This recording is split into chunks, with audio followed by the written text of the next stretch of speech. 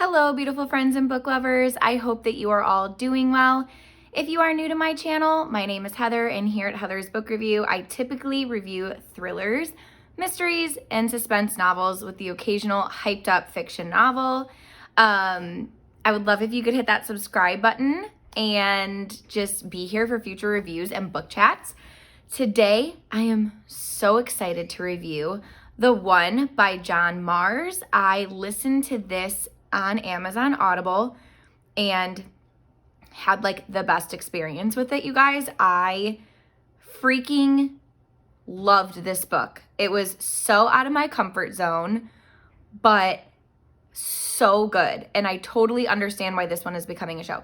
It's actually becoming a show on March 12th on Netflix, which I'm super, super excited about. So let's just go ahead and get started about chatting about this book. So this is a thriller, but it's kind of like a sci-fi thriller. It definitely has elements that I typically, one, I've never read about ever. And it has elements that are like kind of, you're like, oh, that could be like a little far-fetched, but you have to understand that it's in like not a futuristic society because it's supposed to be like modern day, but it just has futuristic elements to the book. Let's just call it that. This book is definitely a twist on how I see, how can I word this?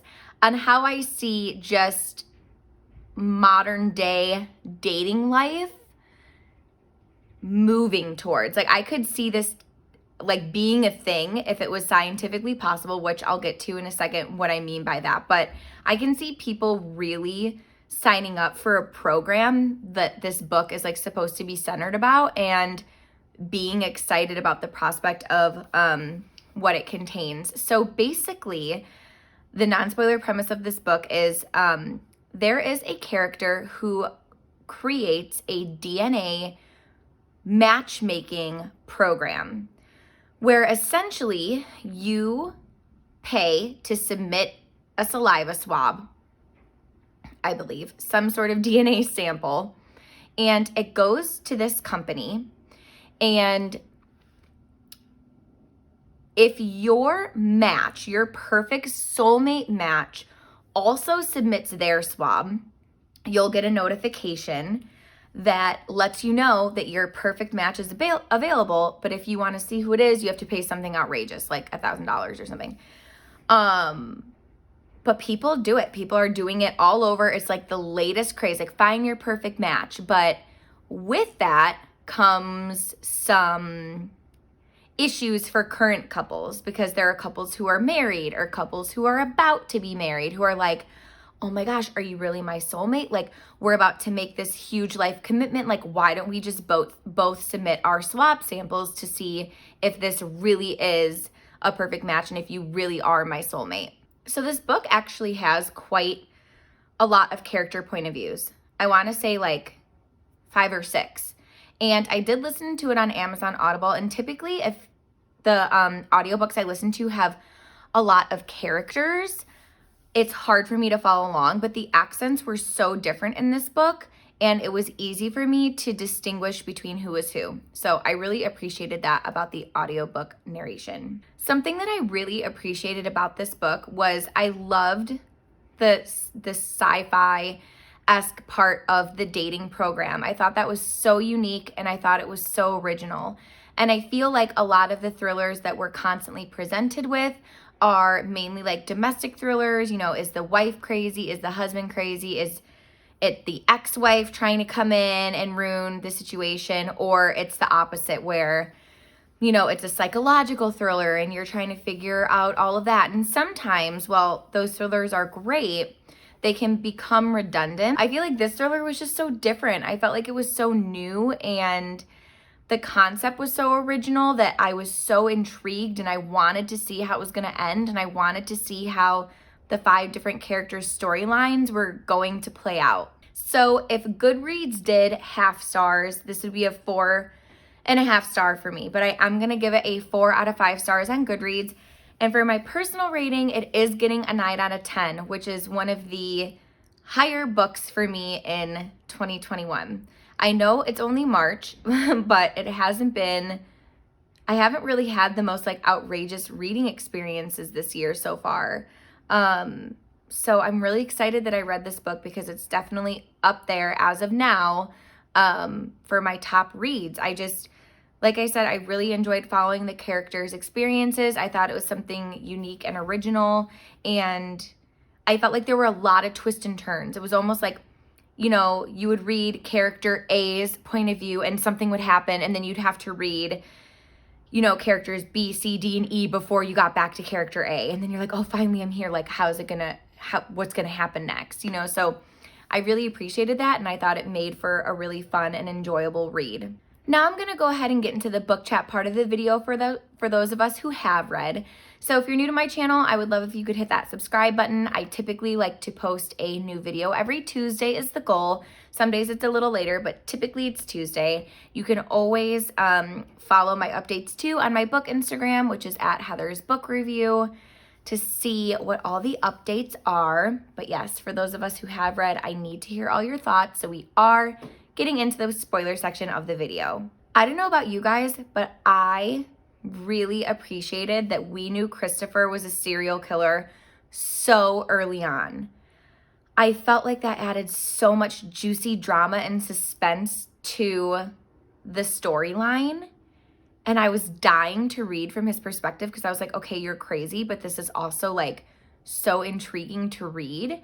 And then when it came out that Amy, his match, was a cop, I was like, oh my gosh, this is so good. I just have to say Nick's story was probably my favorite. I'm blanking on his partner's name, who his match was, and you never really know, like, were they a match? Because I did appreciate that twist at the end where Ellie's match, Tim, ended up like being like, you know what? No, I actually mixed up a bunch of your samples, so there's no way to know who's a perfect match or not. I was like, ooh, dang, like that's a really good twist because now you never know. But I feel like with Nick and his match, like they had that connection from when he went to the physical therapy appointment to work out, whatever was going on.